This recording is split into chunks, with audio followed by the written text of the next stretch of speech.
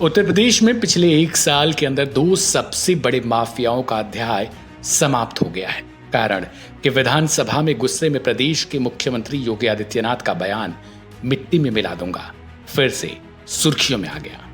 मुख्तार अंसारी की जहां heart attack से मौत बताई गई तो वहीं अतीक अहमद को बीते साल 3 हमलावरों ने भाई समेत गोली मार दी थी। ये दोनों माफिया डॉन एक समय में उत्तर प्रदेश में खौफ का दूसरा नाम हुआ करते थे। हालांकि योगी सरकार पर इन्हें लेकर बहुत सारे आरोप भी लगे, लेकिन अब राजनीति में कुछ भी कहा जाए, लेकिन उत्तर प्रदेश के इतिहास में रहा है कि अतीक अहमद और मुख्तार अंसारी का अपने अपने इलाकों में ऐसा दबदबा था कि बिना इनकी मर्जी के वहां कोई पत्ता भी नहीं हिल सकता था। अतीक अहमद जहां दक्षिणी पूर्वी यूपी यानी कि प्रयागराज से समेत अन्य इलाकों में गहरा प्रभाव रखे हुए था, तो नाम लेना तो दूर की बात, इसकी भनक तक लगनी लोगों के लिए मुसीबत के समान थी।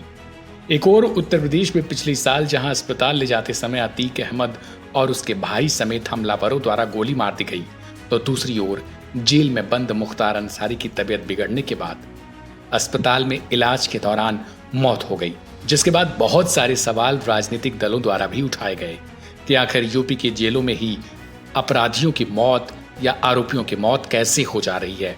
उत्तर प्रदेश के बांदा जेल में बंद माफिया मुख्तार अंसारी की गुरुवार देर रात हार्ट अटैक से मौत बताई गई। मुख्तार की मौत के बाद पूरे प्रदेश में अलर्ट जारी कर दिया गया।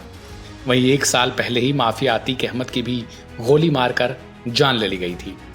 कई जिलों में धारा 144 लागू कर दी गई है। बीते 5 सालों में कई ऐसे मामले सामने आ चुके हैं जिसमें किसी की हत्या हो गई, कोई मुठभेड़ में ढेर हो गया, तो कोई बीमारी की वजह से मर गया। पश्चिमी यूपी के अपराधी संजीव माहेश्वरी उर्फ जीवा की भी बीते दिनों गोली मारकर हत्या कर दी गई।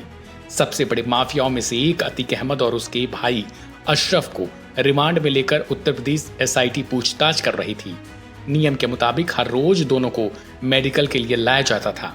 इसी तरीके 15 अप्रैल की रात भी मेडिकल कराने के लिए पुलिस की टीम दोनों को लेकर अस्पताल पहुंची। यहां सबसे पहले मौजूद मीडिया कर्मियों ने घेर लिया। अतीक और अशरफ मीडिया के सवालों का जवाब दे रहे थे। इसी बीच मीडिया कर्मी बनकर पहुंचे 3 हमलावरों ने दोनों पर ताबड़तोड़ हमला कर दिया। एक के बाद एक कई राउंड फायरिंग की और मौत के घाट उतार दिया।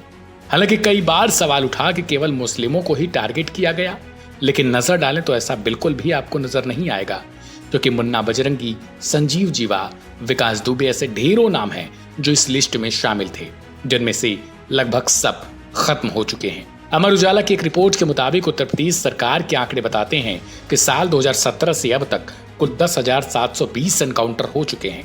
इनमें अतीक अहमद के बेटे असद अहमद, उसके गुर्गे गुलाम, अरबाज और उस्मान चौधरी जैसे 190 बदमाश ढेर हुए हैं। इस रिपोर्ट में फिलहाल इतना ही। बाकी की अमर ताजा अपडेट के लिए सब्सक्राइब करें वन इंडिया हिंदी।